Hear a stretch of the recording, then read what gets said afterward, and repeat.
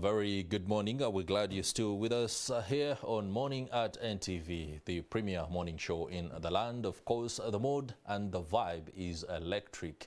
Thanks to the amazing victory registered by Ugandans Joshua Cheptegei and Jacob Kiplimo at the ongoing World Athletics Championships in Eugene, Oregon, United States. We are now talking turning Kampala, capital city, into a smart city.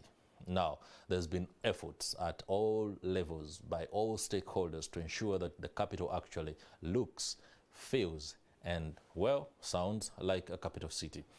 A lot of people are doing that. Later, we shall be joined by the Lord Mayor, who will be speaking to us on the latest political trends that he says could affect whether Kampala actually becomes a durable and ultimate capital. But let's now speak to Amanda Ngabirano from the Urban Planning Authority, who is responsible for ensuring that that particular trajectory is embarked on in an effective and, of course, a resourceful way. A very good morning and welcome to the program, Ms. Amanda Ngabirano. Good morning, Chris. How are you doing? Inviting me. I'm doing fine, thank you. Great. What do you make of Uganda's amazing performance in the United States at the World Athletics Championships? I would like to be like our own Kiplimo very soon, and I'm working on it. You are one of the proponents of riding a bicycle around town as a means of transport. I was hoping, when I was told yesterday that you would be on the show, that you would come in studio and perhaps come on a bike, but perhaps that will be another time. Tell us about the dream of a smart city and how far we are in achieving that. That's a tough question, because how far is something that one cannot really tell. A smart city, generally, it depends on the different principles of a smart city. And transportation is one of them. And it's not only about skyscrapers, it's not only about the glamour in the city, it's about the functionality, the relationships of land uses, between land uses, and the different aspects on space. It's also about better business, it's about employment, it's about air quality. So it's a combination of various aspects for one to say that really we are on the direction of a smart city. Housing is also one of them. How is it related to transportation? How does it look like? Is it accessible? So all those aspects really. And if we are talking about Kampala, we have some areas that really can represent a smart city, but we also have a lot of work to do. As you can see, we have a lot of work to do in terms of organization of space, the functions. There's a lot of informality that is exerting a lot of pressure on the local government, the KCCA.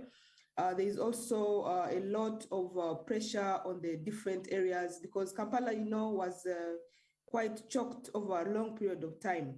That's why at the National Physical Planning Board, our approach now to enable other cities, other urban areas take on the smart city trend, we have to focus more on those cities so that we can relieve pressure from Kampala city, which has been really a major factor for how it looks like now. It may not be smart at all right now because of the different disadvantages that the dwellers are going through, or the hurdles, like the traffic chaos, the traffic congestion. When it rains, it floods, so that is water management, the solid management aspect. So it may not really be functioning as it should, and that is not smart at all. So we have a lot of work to do in terms of working on a smart city. Okay, there's been a lot of effort and talk of getting a new capital city, for example. I've heard in the past apparent plans to have Nakasongola be the location on which a new capital city can be built, so that Kampala can be relieved of the chokehold of the increasing population and the disjointed housing developments. I do not know how far this is. Is it something that the Planning Authority has pondered on? Is it something that remains a pipeline dream? Yeah, like I mentioned, if we work on relieving Kampala as the capital, we shall definitely work towards enabling it to function better, even for the citizens and the guests. The National Fiscal Planning Board is supporting the newly created 10 cities. I don't think that it's really a big problem to create another city, but it would be a bigger problem if we ignore the new cities and we don't support them to grow and provide the services that people come to look for in Kampala. The investment opportunities that we are still attracting in Kampala and all the greater Kampala area. This would be something that we have to start sending out to the other parts of the country. Creating another city in the perspective of trying to address the problems of Kampala, I think is also not being short-sighted, but it is not a sustainable solution. And we can also clean up our city. We can clean up other cities in the meantime, and then create some room for growth in those cities. We can create another city, yes, but if we don't change some things about city development, that city might also suffer the way Kampala did. Planning in itself, it's not supposed to stop. At a certain point, Kampala was left to be alone. Fiscal planning was abandoned, and that caused a mismatch between the population growth, the increasing intensity of activities, and also the demands, you know. So if we create another city thinking that we are shifting the mess from Kampala to that city, I think that's a wrong perspective. But yes, other cities will relieve pressure in terms of creating opportunities for employment, better service provision, and creating room to be organized right from the start. For that, because you speak about the fact that it might not be sustainable to simply create another city, but go on with the kind of work or the modus operandi that we see happening within Kampala. Is there concerted effort to ensure that engineers, architects, urban planners, the politicians who make these policies, for example, what kind of transportation system should be adopted and how much money should go into that, has that been harmonized? For example, that we know that the construction of highways, flyovers, streets, avenues, boulevards is well understood by the architects when they come to the planning of the buildings and any other facilities within the city. Or we have a case of every association or sector working on its own and looking out for its own interests.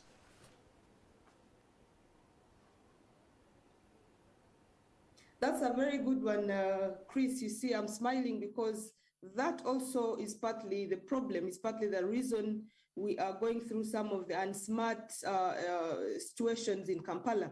The architects, the engineers, the urban planners, if they don't work together, you'll definitely get a mess because they are working on the different elements, like you correctly mentioned. Let's say highways, drainage, architectural buildings or structures, and then we are working on the space or spatial arrangement. If we don't work together, everything will be on its own and will have no relationship with the other. And in my introductory remarks, remember I mentioned that there has to be a meaningful interaction or relationship between the different land uses. This is something that the National Fiscal Planning Board is definitely working on, to work together with the architects, with the civil engineers, working together with the surveyors, because we are having also issues of plot subdivision, that you have a plot of 100 by 20, which is something that is coming out from the local governments as being caused by surveyors. So we are working together with those technocrats, but also we are encouraging government to work together. You mentioned UNRWA, and that's a very good example, because right now there are plans like for Apache, plans like for Binyangabu, plans for Midigo, and we approved these plans, and these local governments have their own road network, for example. But UNRWA also might have their own plans which are not harmonized with these local governments. So we've planned to meet with UNRWA and see how we can best harmonize plans to suit local governments' plans, but also to make it a smart way of growth. The other element is that the technical leadership, we've given an example of the professional experts, the bodies, but we also have a challenge of the technical leadership of local governments, not being able to perform as they should because they don't have a good relationship with the political leadership of these local governments. So the National Fiscal Planning Board actually is kind of forcing the two sides of leadership of local governments to work together if we are to attain smart cities and smart growth. This involves communication, sharing the vision between the two sides, and also sharing responsibility. What should the political leadership do? What should the technical leadership do? Each one of them should play their role and their mandate. So the board is trying to encourage a good working relationship so that the public can also receive the vision in trust and be part of it or cooperate to enable it to happen. Madam Ngabirano, benchmarking in all industries is something that professionals do want to take on. When you look at developments in Cairo, ever since General Fattah al-Sisi came on board, there's been creation and mushrooming cities outside Cairo, and these are being built specifically to attend to the fact that there is overpopulation within Cairo. But when you look at the fact that we need to benchmark, the political and the technical aspects of management of a city seem for us to be a problem here in Kampala, that you do not know what is going to eke the technical people if you are a politician, and you do not know what is going to make the politicians uncomfortable if you are a technocrat. There seems to be a bit of, competition. Shouldn't one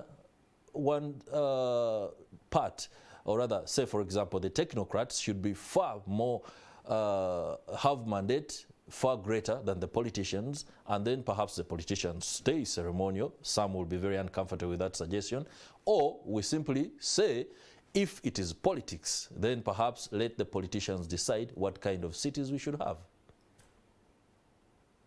Chris, what you just said is partly the reason we are having problems, because there's no such a thing as one having a higher mandate. I got it wrong there. Being more responsible. Yeah, because if there's any competition in terms of power and power hierarchy, I think that is destructive competition, because both sides should be looked at as one by the public, and both sides should aim at achieving a smart city, or a city that works for everybody, a city where there's a good transportation network or a transportation system, a city where if it rains, people are not worried about their businesses, where you can park your car and walk safely to where you have to be. So if they have to compete, it should be competition to make it better for the citizens.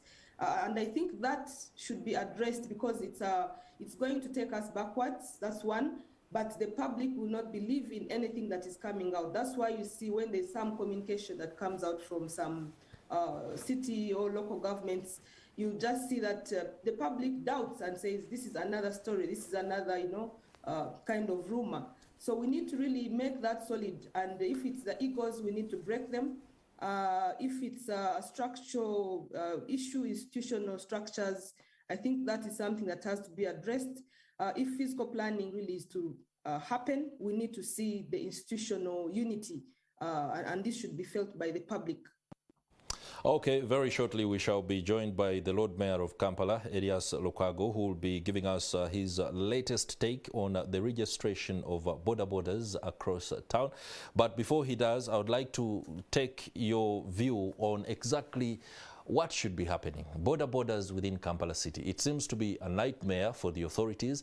It seems to be, well, something that works for most of the average people coming into the city because they can't afford the fuel. Where are we right now? What should be done to ensure that there is harmony, to allow people work, to allow the economy to run, but most importantly, be organized in public transport? The Boda Boda aspect is really a symptom of lack of public transport, and the Boda Boda is filling that gap of transportation, because you don't see them empty. In fact, we surveyed and found out that most of them at a certain point, like peak time, morning peak and evening peak, are not available. So that means that the demand is quite high for them, and it's not about them, it's about the transportation system in the city. they have become kind of a problem because of how they are operating. They are not regulated, they don't have zones, but still you can see the other transportation systems, modes like taxis, the buses, trucks, they are also not regulated because midday, for example, 2 p.m., you see trucks in the city center. So I don't think anything is quite regulated. So it sends a signal that we have to now wake up and regulate the whole system, that's one. But for the Boda Bodas right now, it is to regulate and organize them, again, systematically.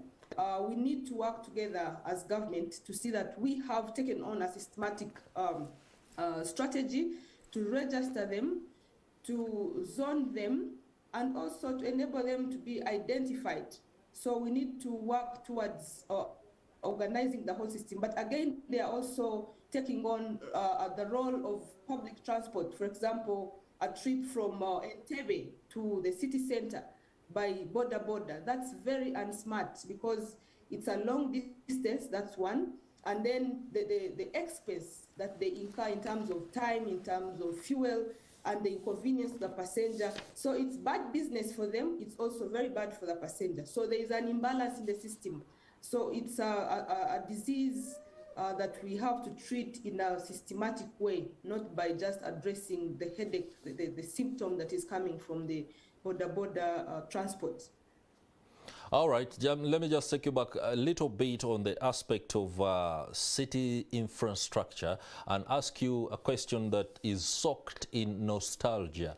We do have towns across the country that appeared to have been very well planned with senior quarters, quarters for workers, and then the commercial areas, as well as the sporting and recreation facilities. For example, if you go to Soroti, you'll see this. You go to Mbale, you'll see this. You go to Fort Portal, you go to all these other districts and cities now, you will see this happening. Isn't it about time that urban planners today and the authorities in charge go back, well, to the future by taking on some of the plans that were rolled out for the cities and towns by the colonialists during 1940s, 30s, the kind of plan that saw a rollout of the kind of setup that we see in most of the towns now?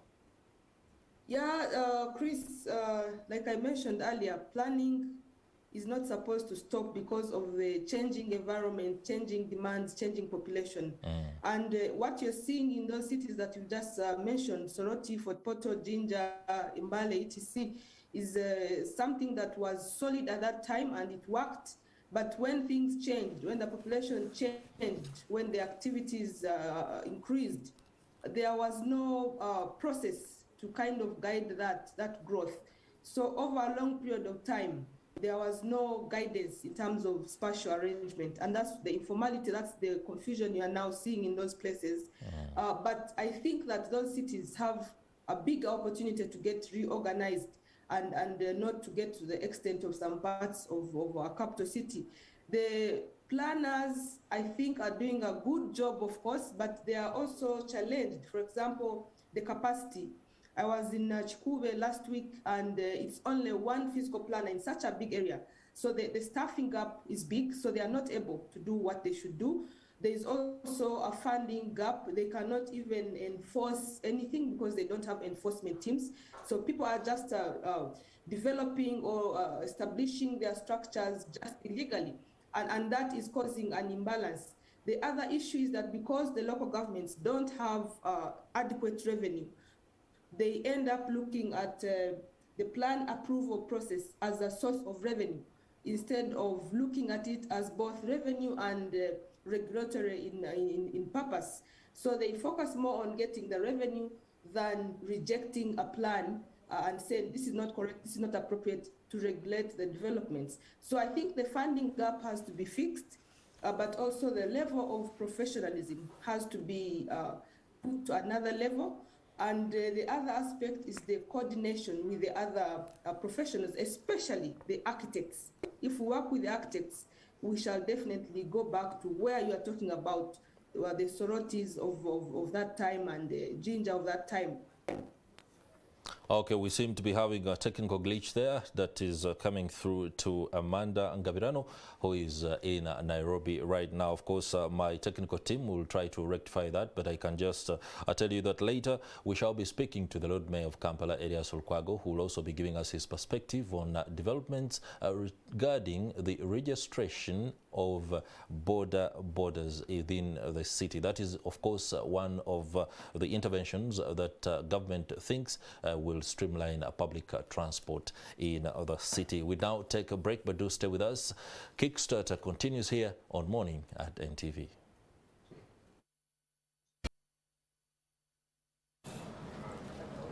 If you're just joining us, welcome on board. You're watching Kickstarter on Morning at NTV on NTV, your #1 quality programming station. Now, on July the 11th, 2022, that's just about a few days ago, the Kampala Capital City Authority Executive Committee, led by the Lord Mayor Erias Lukwago, petitioned the High Court for a judicial review of a directive by Chofa Togabye Kabuye, the Minister for KCCA, prohibiting all unregistered border borders from operating in Kampala metropolitan area. The case also petitioned against the Attorney General and Rubaga Division RCC Anderson Burora. Now, joining us is the Lord Mayor Erias Lukwago to help us understand what is this latest ruckus in Kampala City, the capital of the Pearl of Africa. A very warm welcome to the program, Lord Mayor Erias Lukwago. And thank you. It's a pleasure being hosted on a Monday morning. Thank you very much. Yeah, sure. You come on the backdrop of the latest bone of contention within Kampala. There is always something to, spat about between technocrats, the politicians, the government, and other stakeholders. What is your stand on the latest? That's your value judgment. That is always something to divide us. There is always, but it's a fact. The challenges are structural. Yeah, they are ingrained within the system. That's right. Yeah, and if you focus on the individuals, at time, of course we have our own individual idiosyncrasies. That is natural. That's a strong word to use. Of course, you can say disposition. Ah, better. Yeah. But of course, that is nature. And that is a given. But you need to focus on the underlying issues and focus on your attention on those critical issues. That's where you will get a solution. Yeah. Okay. Of course, I'm told that Madam Amanda Ngabirano is still with us online. That connection has been restored. I'm glad. Now, earlier she had spoken about what appears to be a cocktail of problems, just like you allude to, and that the underlying issues must be dealt with. What are these underlying issues? It's unfortunate I missed out on the wonderful ideas of my dear sister, Madam Ngabirano. She's very, very passionate about mass transport in the country. And focusing on the underlying issues, it's all about that. It's all hinges on issues to do with mass transport. No doubt she can hear you. It's a crisis. It's a real crisis. And it's very unfortunate the country has not paid due attention to that critical issue, mass transport in Kampala. It's a real crisis. Not only actually Kampala, but the country at large. A country where you have no clear structural plan. Because as we talk right now, and I think Madam Ngabirano will attest to this, unless she furnishes me with the latest information to do with the national physical plan in the first place. Because that should be the blueprint for the country. The last time I heard about it, there were issues with the cabinet, issues elsewhere within the government system. I'll allow that to happen because I need you to respond effectively from a point of very good knowledge. Amanda Ngabirano, you're still with us? Hello? Yes, Chris, I'm here. Yes, the Lord Mayor says that there is a massive physical planning policy. Now, that means you have knowledge of exactly what it is. The Lord Mayor wants... No, I was talking about the structural plan. The structural plan. How far? I want you to ask... The national physical plan. Okay, I want you to ask her that question. Please. Oh, okay. Oh, she has understood what we... Good morning, Your Worship, Lord Mayor Kampala. Good morning, my... Nice to see you there. Good morning. He's raising a very pertinent issue of the National Fiscal Development Plan, and he's very right. We have been pushing for this to be in cabinet. It's already in cabinet. And the latest I have as of last week is that a certificate of cost of financial implications was required by cabinet, and the Ministry of Finance is working on that. So we hope that soon that will be out, and indeed it has to guide the country. We have not had it in the country. In fact, Uganda might as well be about the third now African country with the National Fiscal Development Plan. So its approval is very urgent, and the National Fiscal Planning Board has worked so hard to get it there. Several local governments indeed don't have fiscal development plans, but since we assumed office, about 24 local governments, districts, municipalities, town councils, and cities have had their fiscal development plans. But to have them is one thing, and to have them implemented is another. So that's where we want to fix and ensure that the plan is there and it's actually implemented. So this has caused the various problems in Kampala as the capital, but also in other urban areas, to develop without any basis, any guidance, any spatial framework that could guide developments. This was a big mistake that we are trying to avoid. And where it was legally done, we shall have that corrected legally, that mistakes were legally made, through the right channels that should have avoided them, they were made.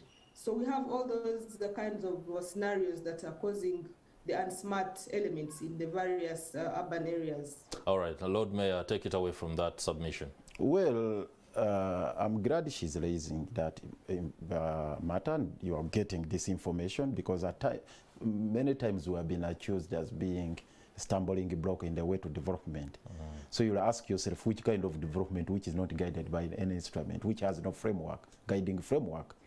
We at the local level, we are at the receiving end of all this. You have to have that national framework, and you struggle to have your own system, instrument fit within that broader framework, which framework is non-existent as of now. And that is a huge challenge, because if you were talking about infrastructure transformation in Kampala, you were talking about multimodal transport plan, you are talking about all these mass improvements and transformation of Kampala into a functional modern metropolis, you've got to have that blueprint, which is at a national level. And as we talk right now, it's not there. But that does not mean that we are just seated and we are not making stopgap measures. Because I was just about to ask, as a capital city, you operate not as within the framework of the national architecture, and you should be seen to actually be able to come up with these policies, formulate them, but most importantly, allow the teams on the political and the technical sides to be in harmony in rolling them out. I had to start from that broader perspective. So that to indicate to you the underlying issues which are rarely discussed in a forum like this, or in any other forum where you have different stakeholders. They rarely discuss these issues, and they focus on the attendant issues. Now, coming to what we are doing, and that's why we are coming up with these issues, and we are saying, look here, registration or no registration of the Boda Bodas, that's not the issue right now. The issue, let's start with the framework.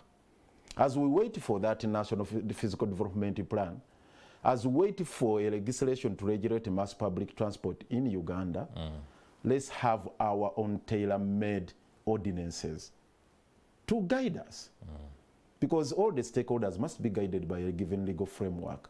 Under the legal regime governing Kampala, we are enjoined as the authority to come up with this framework. And I've been at the forefront of pursuing this. I'm not seated. Right from my first term, the second term, we have worked on bills for ordinances to regulate Boda Bodas, to regulate taxis, to regulate buses, to regulate all these other things you can talk about as far as public transport or mobility is concerned. Unfortunately, the processes have been so slow. Of course, you know the red tape within the system, and of course sabotage here and there, but we try our best. Now, the bottom line is, we ought to have, in addition to the National Physical Development Plan, again, the next thing should be, when it comes to mass transport, a national legislation. Because we are talking about cross-cutting issues here. when you talk about Boda Bodas, when you talk about taxis, when you talk about buses, they don't ply the roads here in Kampala alone. They are moving all over countrywide. All over the country. So you have 146 districts excluding Kampala. When you add Kampala, you are having 147. No, Kampala operates as a capital. Okay, 147 entities. Now, if all of us are to make ordinances, of course that's the direction we are taking. We are pushed against the wall to take that direction to address the crisis, the immediate challenge, as we wait for the longer-term solution to this crisis. Now, you ask yourself, each of these districts making their own ordinances, registration of Boda Bodas. In Wachiso, they are registering everywhere. You can mention all the districts countrywide. What's going to happen? How many registers are you going to have in the country? And how many times are these Boda Bodas going to... Do you know that right now we have a Boda Boda that can move from Kampala to Jinja? It could even go up to Mbale. Up to Mbale, it's possible. So how many districts do you have in between Kampala and Jinja? There are so many. So if a Boda Boda is registered in Kampala and they move along that route, so they pass through Wachiso, they pass through Mukono, they pass through Buyukwe, they go up to Jinja. So how many districts are you going to? So this is total madness. I'm sorry to use that strong term. It's total madness. So what we need to do right now, and in addition to that, before I even come to that particular, solution. Yeah, make it quick. Yes. The issue of, again, turning it into a cash bonanza. Because now the Boda Boda industry has become a cash cow for some individuals. Okay. Yes, there is a clique of people who are collecting 65,000 from the Boda Boda. The very people who ought to help us process the ordinance to regulate the Boda Bodas, the very people who are supposed to guide the national policy, the very people who are supposed to advise the central government and parliament to come up with a legislation to regulate public transport in the country, are the very ones now dealing with the particular individuals who have nothing to do with the KCCA. In other words, you're suggesting... And they are collecting 65 from each and every Boda cyclist. You're making a strong allegation that a cartel is responsible for there is a cartel. Rollout. Yes, certainly. Do we have information, and can you paint a picture for us? That cartel has been created in Kampala here, whereby a company was procured illegally. There is a company called UDISA. UDISA, owned by one Abe Motegombwa. And then they got a gentleman called Abdu Chiyimba and said, this is now the patron, overall patron of the Boda Boda industry. Never mind that nobody assigned him that role. Not the Boda Boda cyclists who appointed him, or elected him rather. He's not an agent of KCC, which is the regulatory agency. He's not there on account of any authority or decision of any organ of government that is holding that particular position. Then they liaise with the minister for Kampala, with the RCC for Rubaga, and then they put in place a system and say, we are now registering the Boda Bodas. You ask them, where is where is the blueprint for that? And which instrument that gives you mandate to do that? They don't have it. Let's push this question. How are you accounting for that money? Where is that money going? The 65,000 they are collecting from each and every Boda Boda cyclist. Where is it going? Okay, Madam Ngabirano, are you privy to information on the kind of blueprint that the Lord Mayor is asking for? The one that he says should be able to roll out the fees structure on why and how a Boda Boda operator should be paying this particular amount of money. And in particular, do you have any knowledge of UDISA, the cartel that the Lord Mayor alludes to? And must Boda Boda cyclists pay to be registered? All right, there you are. Yeah, Chris, I have read about that, but I have also been lucky to be the chairperson of the Consultative Forum for Greater Kampala Urban Mobility Planning. And the Lord Mayor is aware of this process where we've been engaging with the taxis first to organize them and prepare them for public transport improvements in Kampala. Later on, we brought on the Boda Bodas, the Boda Boda leadership. I have been meeting them actually. Then 2 weeks ago, I met that leadership about organizing the sector in general, but also bridging the gap between governments and that sector and ensuring that they are involved. So I've been getting that information, and their biggest concern is how it is being done.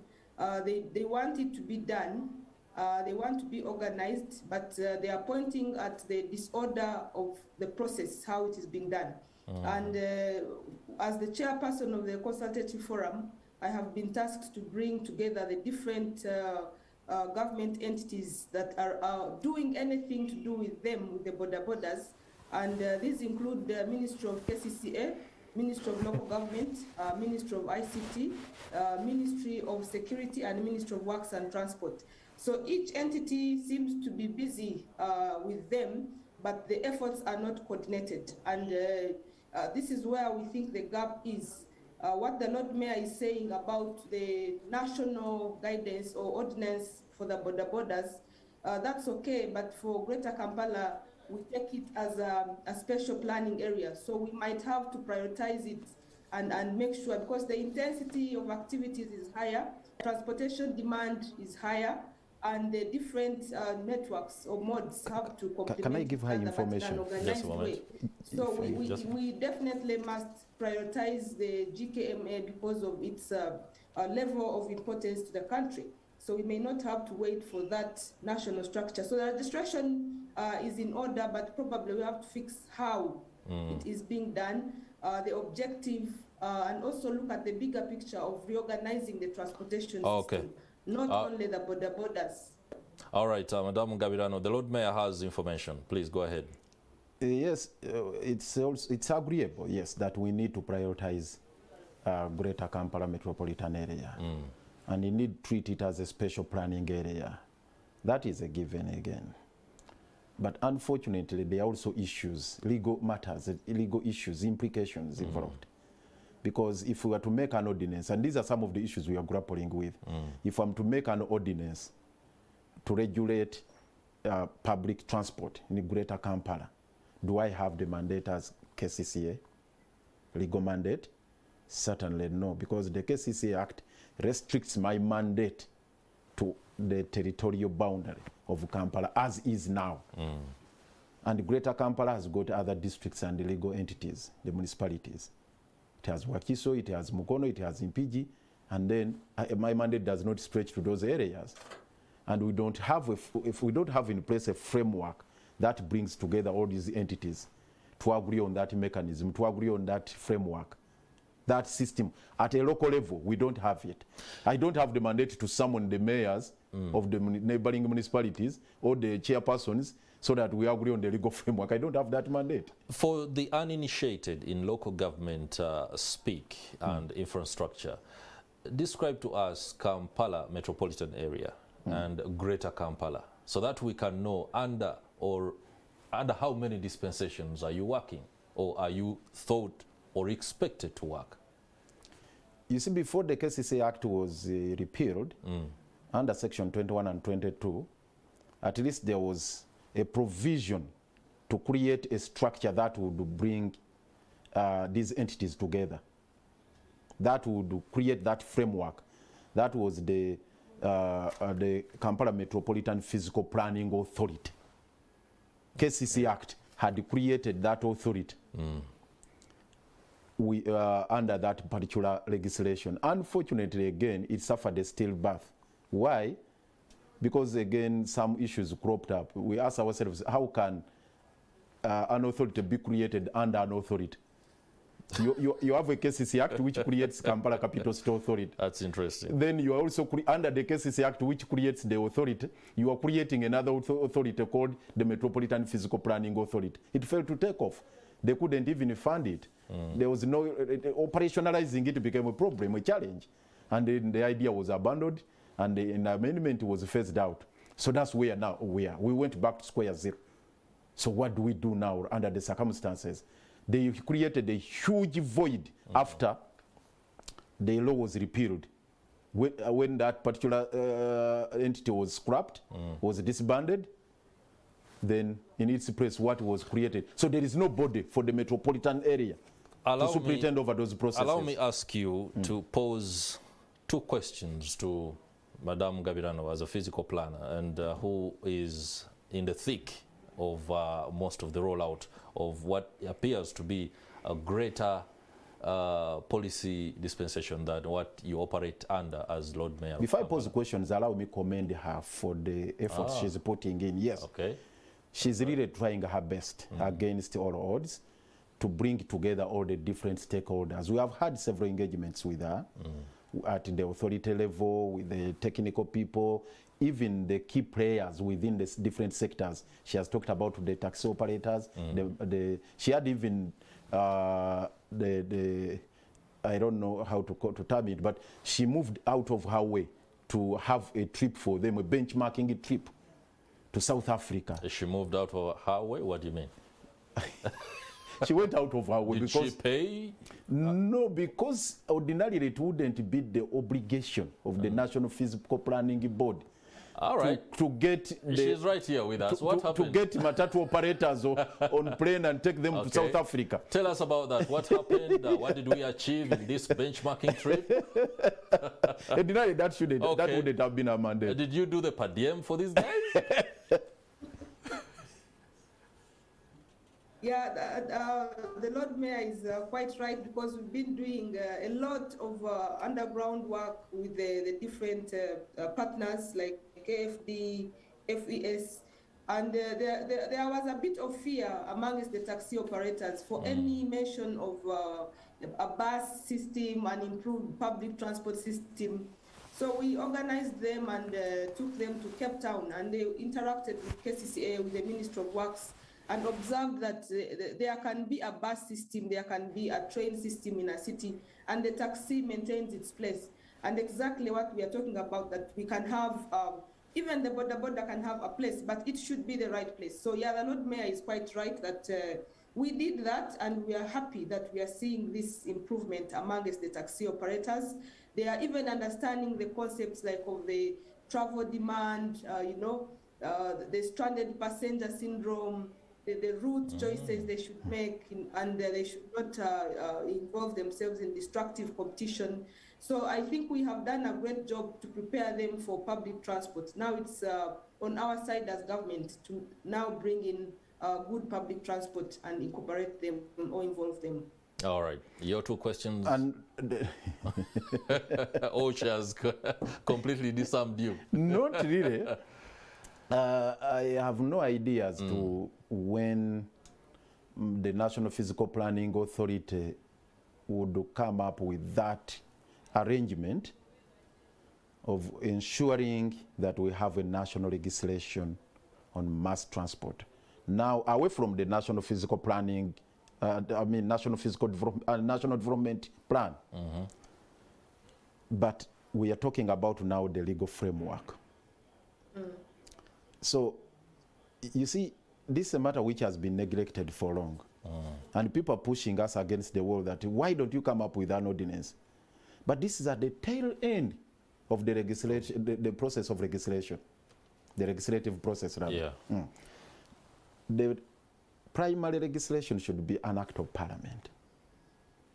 Right now, apart from Traffic and Road Safety Act, which is about regulating behavior on the road, we have no legislation regarding the management of public transport.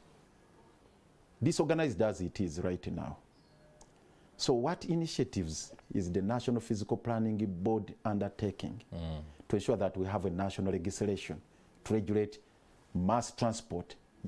I'm using it cautiously because what we have in existence really does not fit within that particular term, that definition. You can't say Boda Boda as a mass transport. Not even 14-seater matatus. They are not. They are not. We are talking about, yes, metros, we are talking about trams, we are talking about standard gauge railway and so on and so forth. Yes. Wow. Perhaps standard gauge railway, trams and metros. Okay, no, that's trams, a little bit. It's also feasible. We can have trams. It's possible.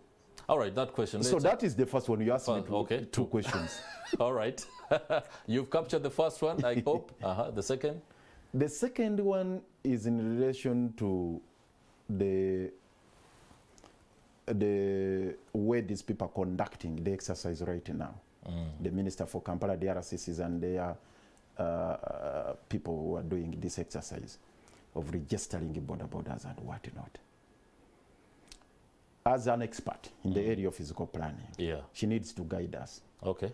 If you yourself, you are not properly organized, like these people clearly, we all agree that we need to streamline the operations. Let me just go to streamline the operations of Boda Bodas, to streamline the operations of taxis. We need to do that. And we have been undertaking those processes ourselves. Now the question I am asking, you know, these people were not properly coordinated. The RCC, they're having these people were not properly. Honestly speaking, what do you have to say about that particular exercise? Can you organize mass transport when you yourself, you are not organized? There you have it, Madam Amanda Ngabirano. I lost him a little bit, but I think he's asking the role of the National Fiscal Planning Board regarding the national legislation for public transport. Yeah, he says how far is that in terms of rolling out that comprehensive policy that is supposed to ensure that there is coordinated actions from all sector players, and then the fact that you and other sector players are not actually organized enough to be bringing a level of organization to the Boda Boda community. Okay, yeah, the national legislation is of course missing, but there's a strategy for transport at the national level with the Ministry of Works and Transport. I know the Lord Mayor is always so much stuck on the legal aspects, and rightly so, but this strategy can actually guide us, and the Ministry of Works is aware that they have to work towards the legislation. We have the mandate as the National Fiscal Planning Board to guide on such aspects, and we have done so. But on the other hand, the Lord Mayor is right, because I mentioned earlier that I have been tasked to coordinate the activities of the 5 ministries that are involved, particularly on the matter of the Boda Bodas. And these are Ministry of ICT, Security, Local Government, Ministry of Works and Transport, and Ministry of KCCA. Because once we are not organized, we cannot organize anything. We cannot organize not even the Boda Bodas, because it's a bit more complex than just registering them. It's about knowing where they operate from and knowing the transport gap. It's a public transport line. It's about knowing the routes, the zones they operate in. It takes a little bit more than just capturing their details and knowing who they are. Organizing ourselves will require us sticking to our mandate, but also stretching it to the other entities of government. And also, I mentioned earlier, before the Lord Mayor joined us, we have to break the egos if we are to serve the public in public interest. If we follow the individualistic approach, we shall not achieve, each entity will definitely not achieve anything. So the Lord Mayor, to answer your question, I think we are getting towards being organized. The National Fiscal Planning Board is spearheading that coordination process of the different entities, not only about the issue of transport, but also on other issues like of air quality, like of housing and other aspects like establishment of markets. All right, thank you very much. I hope your issues have been addressed. But she also, succinctly. She also alludes to individualistic tendencies within different entities. Yes. Now that we have the Lord Mayor here, let's look at your end of this particular, characterization. You've been accused severally of politicizing some of these issues. Isn't it about time that you disengage from the politics? Well, being a politician could be very difficult, but in light of achieving a comprehensive, coordinated development plan for the city, Kampala, and at the end of the day, for the whole country, shouldn't national issues be greater than your personal ambitions? It's very unfortunate that this narrative has been driven for a long time. Debunk it. Yes, exactly. I've tried. Unfortunately, many of you, you say, okay, people of your ilk, your caliber, have not disabused themselves of that misconception. And that's why I keep on pumping this message, so that you disabuse yourself of that mentality. that we are all about politicking, because you put them to task, those who accuse us. That's right. Making sweeping statement, omnibus accusations. How have we politicized these issues? Break it down to the common man's understanding. What is the politicization about these issues? For example, when I say, look here, let's have the National Physical Development Plan in place to guide this process. Is that politicization? Let's have a national legislation passed to regulate public transport in the country so that we know how to guide the Boda Boda cyclists. We know how to make our own bylaws and ordinances in tandem, in line with the national legislation. Is that politicization? Do you call those if I said, like, for example, you've had Madam Ngabirano talking about the 5 ministries which are supposed to be coordinated. Now we are moving in silos.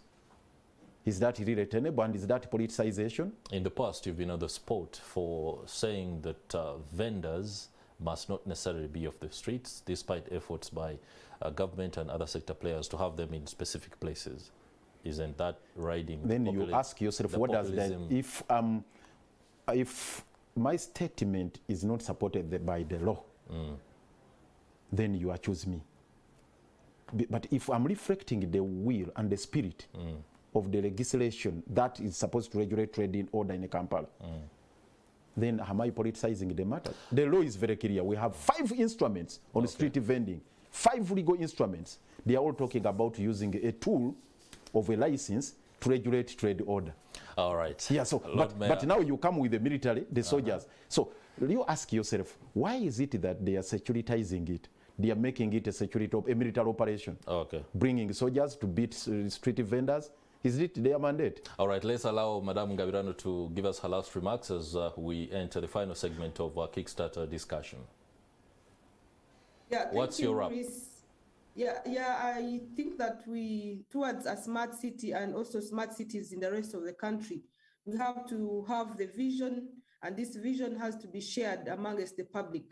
The vision must be shared by the technical and the political leadership, and this vision should be backed by expertise, should be backed by the willingness to see things change, and we have to really stop this mentality of thinking we cannot do it, or the mentality of being comfortable and we say, well, we are an informal, majorly informal city, so we are comfortable with it. We can improve the operations of the informal sector and we still get towards a smart city. And to do this, we don't only need the legal framework, we need to have ourselves ready to have the willingness to get things done together.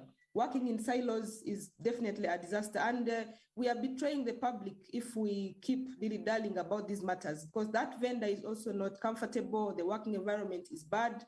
That Boda Boda that you are trying to address their issues to streamline their activities is also not comfortable. They are actually looking up to us. So we need to start doing things and we stop wasting the time. Amanda Ngabirano speaking to us there via Zoom, or she is in Nairobi. Now you're going to have to wrap this up in 30 seconds. What is the way forward, and can key word from Madam Ngabirano. Planning in silos. Planning in silos is a disaster. Is a disaster. And these people are operating in silos. One thing I should add. You're also one of them. No. So ensure that you. No.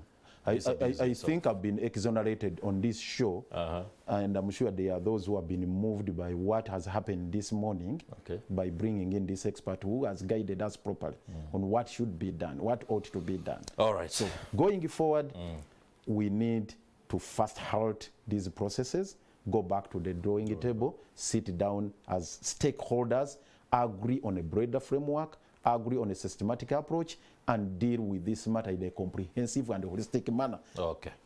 Lord Mayor for Kampala, Erias Lukwago, wrapping up this Kickstarter discussion on just how Kampala can become a smart city. And that will do it for Kickstarter this morning. Morning at NTV continues. Please do stay with us.